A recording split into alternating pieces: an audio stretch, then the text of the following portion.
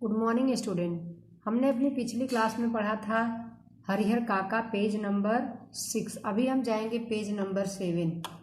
रात में हरिहर काका को भोग लगाने के लिए जो मिष्ठान और व्यंजन मिले वैसे ही उन्होंने कभी नहीं खाए थे। घी टपकते मालपुए, रस बुनिया, लड्डू की छेने, तरकारी की दही। पुजारी जी ने स्वयं अपने हाथों से खाना परोसा था। पास में बैठे महंत जी धर्म चर्चा में मन शांत पहुंचा रहे थे। एक ही रात में ठाकुर बाड़ी में जो सुख, शांति और संतोष पाया वह अपने अब तक के जीवन में उन्होंने नहीं पाया।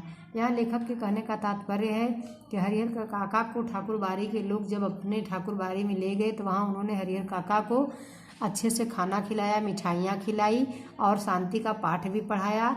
ऐसा हरिहर काका के साथ उनके घर पे कभी नहीं हुआ था। इधर तीनों भाई रात भर सो नहीं सके। भावी आशंका उनके मन में मथती रही। 15 बीघे खेत, इस गांव की उपजाऊ जमीन, 2 लाख से अधिक संपत्ति अगर हाथ से निकल गई तो फिर वह कहीं के न रहेंगे। यहाँ मथती का अर्थ होता है दिमाग में बात चलते रहना। हरिहर काका के नहीं मिलने पे उनके तीनों भाई सोचते रहे कि 2 लाख हरिहर काका के पास रुपए थे और उनके 15 बीघा जमीन थी। अगर हरिहर काका नहीं मिले तो वह सब उनके हाथ से चला जाएगा। सुबह तड़के ही तीनों भाई पुनः ठाकुर बाड़ी पहुंचे। हरिहर काका के पांव पकड़ रोने लगे। अपनी पत्नियों की गलती के लिए माफी तथा उन्हें दंड देने की बात कही। साथ ही खून के रिश्ते की माया फैलाई। हरिहर काका का दिल पसीज गया। वह पुनः वापस घर लौट आए। हरिहर काका के तीनों भाई ठाकुर बाड़ी में जाते हैं। हरिहर काका का पैर पकड़ते हैं, अपनी पत्नियों की गलतियों को मानते हैं, जिससे हरिहर काका का मन अपने भाइयों की तरफ हो जाता है और हरिहर काका एक बार फिर से अपने घर लौट आते हैं। लेकिन यह क्या, इस बार अपने घर पर जो बदलाव उन्होंने लक्ष्य किया उसने उन्हें सुखद आश्चर्य में डाल दिया।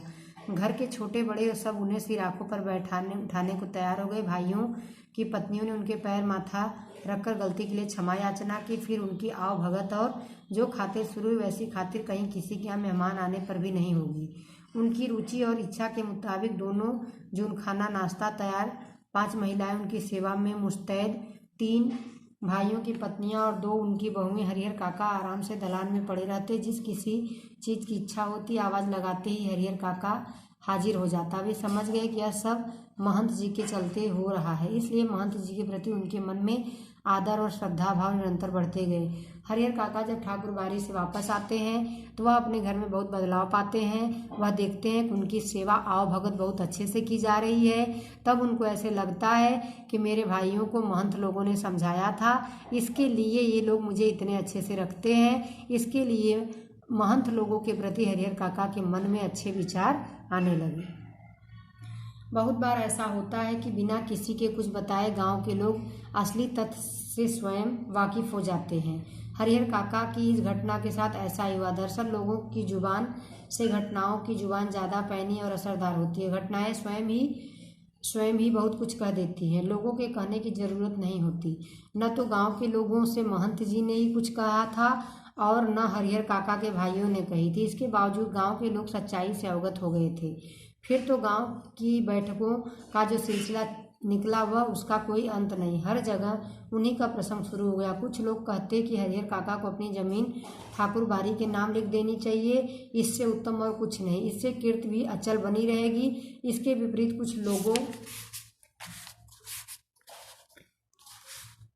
कुछ लोगों की मान्यता यह है कि भाई का परिवार तो अपना होता है, अपनी जायदाद उन्हें न देना, उनके साथ अन्याय करना होगा, खून के रिश्ते के बीच दीवार बनानी होगी। यह सब देख करके गांव के लोग समझ गए कि हरिहर काका का परिवार, यहाँ लेखक के कहने का तात्पर्य है कि हरिहर काका की इतनी आव भगत देखकर गांव वाले समझ गए कि यह सब हरिहर काका की जमीन जायदाद के लिए हो रहा है। उसमें गांव में लोग चर्चा करने लगे कि हरिहर काका को अपनी जमीन जायदाद अपने भाइयों को देनी चाहिए और कुछ लोगों का मानना था कि नहीं, हरिहर काका को अपनी जमीन ठाकुर बाड़ी में महंत जी को देना चाहिए ताकि मरने के बाद भी उनका नाम बना रहे। जितने में उतनी बातें, ऐसा जबरदस्त मसला पहले कभी नहीं मिला था, इसलिए लोग मौन होना नहीं चाहते।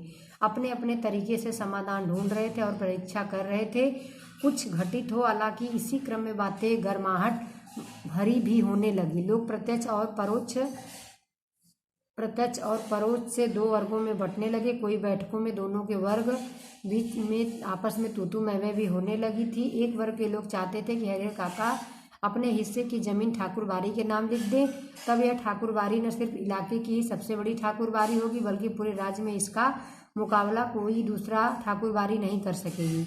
इस वर्ग के लोग धार्मिक संस्कारों के लोग हैं, साथ ही न किसी के रूप में ठाकुरबाड़ी से जुड़े हैं। असल में सुबह शाम ठाकुर जी को भोग लगाया जाता है, तब साधु संतों के साथ के कुछ पेटू और चटोर किस्म के लोग प्रसाद पाने के लिए वहां जुट जाते हैं। ये लोग इसी वर्ग के हिमायती दूसरे वर्ग के गांव के प्रगतिशील विचारों वाले लोग हैं। वैसे किसान जिनके यहाँ हरिहर काका औरत मर्द पल रहे होते हैं। गांव का वातावरण तनावपूर्ण हो गया था और कुछ लोग घटित होने की प्रतीक्षा कर रहे थे। यहाँ लेखक के कहने का तात्पर्य है कि हरिहर काका के प्रति वहाँ जितने लोग थे उतनी लोगों की बातें थी। कुछ लोगों का ऐसे मानना था कि हरिहर काका अपनी जमीन जायदाद ठाकुरबाड़ी के नाम दे, कुछ लोगों का मानना था कि वह अपने भाई के नाम दे। कुछ लोग छिपे तौर पे कह रहे थे और कुछ लोग सामने सामने होकर के कहते थे। लोगों का मानना था कि अगर हरिहर काका अपनी जमीन ठाकुरबाड़ी के नाम कर देते हैं तो हमारा ठाकुरबाड़ी अपने गांव में ही नहीं अपने राज्य में सबसे बड़ा ठाकुरबाड़ी होगा। इधर भावी आशंकाओं को मद्देनजर रखते हुए हरिहर काका के भाई उनसे यह निवेदन करने लगे कि अपनी जमीन वह उन्हें लिख दे, उनके सिवा उनका और अपना है ही कौन। इस विषय पर हरिहर काका ने एकांत में मुझसे काफ़ी देर तक बात की। अंततः हम इसका निष्कर्ष पर पहुँचे कि जीते जी अपनी जायदाद का स्वामी किसी और को बनाना ठीक नहीं होगा, चाहे वह अपना भाई या मंदिर का महंत ही क्यों न हो। इसमें हमें गांव और इलाके के वे कुछ लोग याद आए जिन्होंने अपनी ज़िंदगी में ही अपनी जायदाद अपने उत्तराधिकारियों या किसी अन्य को लिख दी थी, लेकिन इसके बाद उनका जीवन कुत्ते का जीवन हो गया। उन्हें कोई पूछने वाला नहीं रहा। हरिहर काका बिल्कुल अनपढ़ व्यक्ति हैं, फिर भी इस बदलाव को उन्होंने समझ लिया और यह निश्चय किया कि जीते जी किसी को ज़मीन नहीं लिखेंगे। अपने भाइयों को समझा दिया, मर जाऊंगा तो अपने आप कि जीते जी किसी को ज़मीन नहीं लिखेंगे। अपने भाइयों को समझा दिया कि मर जाऊंगा तो अपने आप मेरी ज़मीन तुम्हें मिल जाएगी, ज़मीन लेकर तो जाऊंगा नहीं, इसलिए लिखवाने की क्या ज़रूरत है। हरिहर काका के भाइयों ने उन्हें कहा कि तुम अपनी ज़मीन हमारे लिए। यहाँ लेखक के कहने का तात्पर्य है कि हरिहर काका के भाइयों ने उनसे सामने होकर के कहा कि तुम अपनी ज़मीन हमें लिख दो। इसके लिए हरिहर काका ने लेखक से बात की और लेखक ने बताया कि नहीं, जीते जी आपको ज़मीन जायदाद किसी को नहीं देनी चाहिए, क्योंकि लेखक हरिहर काका पढ़े लिखे नहीं थे, लेकिन गांव वालों को देख करके हरिहर काका को समझ में आता था। उनके गांव में ही ऐसे हुआ था, किसी ने अपनी ज़मीन अपने भाइयों के नाम लिख दी थी, जिससे उनके घर के लोग उनकी बातें नहीं सुनते थे। इसके लिए हरिहर काका ने यह निष्कर्ष निकाला, यानी उन्होंने यह सोचा कि नहीं, हम अपनी ज़मीन अपने भाइयों से कहा कि नहीं, अभी मैं मेरी ज़मीन तुम लोगों के नाम नहीं लिखूंगा, मेरा है ही कौन, मेरे मरने के बाद तो तुम लोगों की होगी ही। उधर महंत जी हरिहर काका की टोह में रहने लगे, जहाँ कहीं एकांत पाते उठते। विलम्ब न करो हरिहर, शुभ काम में देर नहीं करते, चलकर ठाकुर जी के नाम जमीन बय कर दो, फिर पूरी जिंदगी ठाकुरबाड़ी में राज करो। मरोगे तो तुम्हारी आत्मा को ले जाने के लिए स्वर्ग से विमान आएगा, देवलोक प्राप्त होंगे। यहाँ बय का अर्थ होता है वसीयत। अब उधर महंत जी हरिहर काका के यहाँ टोह का अर्थ होगा कि हमेशा राह देखने लगे। महंत जी लोग भी हरिहर काका की हमेशा राह देखने लगे। उन्होंने कहा कि हरिहर काका, तुम अपनी ज़मीन ठाकुरबाड़ी के नाम लिख दो, इसके लिए तुम्हें स्वर्ग की प्राप्ति होगी, स्वर्ग से तुम्हारे लिए विमान आएगा। लेकिन हरिहर काका न हाँ कहते और ना कहकर। वे महंत जी को दुखी करना नहीं चाहते, क्योंकि भाई के परिवार को जो सुख सुविधाएं उन्हें मिल रही थी वे महंत जी की कृपा से ही, और हाँ तो उन्हें कहना ही नहीं, क्योंकि अपनी ज़िंदगी में अपनी ज़मीन उन्हें किसी को नहीं लिखनी। इस मुद्दे पर वे जागरूक हो गए थे। हरिहर काका को जब महंत लोग बोल ज़मीन के लिए उकसा रहे थे, तुम अपनी ज़मीन लिख दो, तो हरिहर काका महंत जी को ना भी नहीं कर पा रहे थे और हाँ भी नहीं कर पा रहे थे, क्योंकि हरिहर काका को लगता था कि जो उनके परिवार में अब उनकी सेवा हो रही है वो महंत जी के कहने के बाद हो रही है। पर बीतते समय के अनुसार महंत जी की चिंताएं बढ़ती जा रही थी। जाल में फंसी चिड़िया पकड़ से बाहर हो गई थी। महंत जी इस बात को सह नहीं पा रहे थे। महंत जी को लग रहा था कि हरिहर काका धर्म संकट में पड़ गया है। एक ओर वह ना चाहता है कि ठाकुर बारी को लिख दूं, किंतु दूसरी ओर भाई के परिवार के माया मोह में बन जाता। इस स्थिति में हरिहर काका का अपहरण कर जबरदस्ती उसने लिखवाने के अतिरिक्त दूसरा कोई विकल्प नहीं रहा। बाद में हरिहर काका स्वयं राजी हो जाएगा। यहाँ लेखक के कहने का तात्पर्य है कि जब हरिहर काका ने महंत लोगों की बात नहीं सुनी तो महंत लोगों के समझ में आ गया कि हरिहर काका का मन जमीन जायदाद उन लोगों को देने के लिए नहीं, अपने भाइयों को लिखने के लिए है। तो उन्होंने उसकी दूसरी योजना बनाई कि हम हरिहर काका का अपहरण कर लेंगे। जब हम हरिहर काका का अपहरण कर लेंगे तो उनके पास कोई दूसरा तब वितर्क नहीं होगा, इसके लिए वह जमीन हमारे नाम लिख देंगे। महंत जी लड़ाकू और दबंग प्रकृति के आदमी हैं। अपनी योजना को कार्य के रूप में परिणित के लिए वह जी जान जुट गए। हालांकि यह सब गोपनीयता का निर्वाह करते हुए कर रहे थे। हरिहर काका के भाइयों को इसकी भनक तक नहीं थी। यह सब कार्य महंत लोग चोरी छिपे कर रहे थे। उनके भाई इस बारे में जानते नहीं थे कि वह हरिहर काका को उठा ले जाने वाले हैं। बात अभी हाल ही की आधी रात के आसपास ठाकुरबाड़ी के साधु संत और उनके पचधर भाला, गड़ासा और बंदूक से लैस एकाएक हरिहर काका के दलान पर आधम के। हरिहर काका के भाई अप्रत्याशित हमले के लिए तैयार नहीं थे।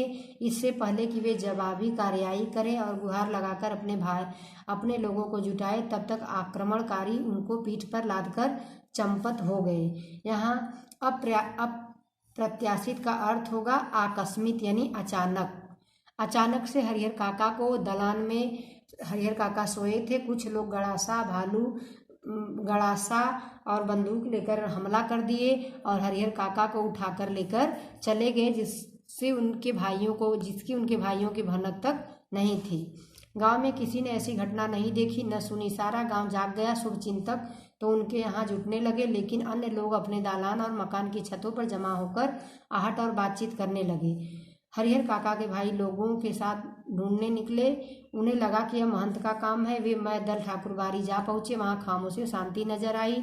रोज की भांति ठाकुरबाड़ी का मुख्य फाटक बंद था। वातावरण में रात का सन्नाटा और सूनापन व्याप्त मिला। उन्हें लगा यह काम महंत का नहीं, बाहर के डाकुओं का है, तो वे हट जाने की मोटी रकम लेकर हरिहर काका को मुक्त करेंगे।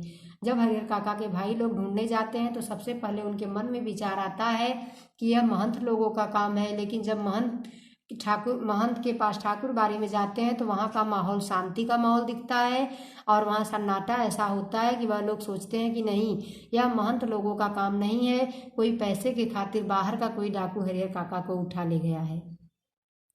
खोज में निकले लोग किसी दूसरी दिशा की ओर प्रस्थान करते कि इसी समय ठाकुरबाड़ी के अंदर से बातचीत की समृद्ध किंतु धीमी आवाज सुनाई पड़ी। सबके कान खड़े हो गए। उन्हें यकीन हो गया कि हरिहर काका इसी में हैं। अब क्या सोचना, वे ठाकुरबाड़ी का फाटक पीटने लगे। जब वह दूसरी ओर जा रहे थे तो जाते समय उनको हरिहर काका की आवाज़ सुनाई देने लगी।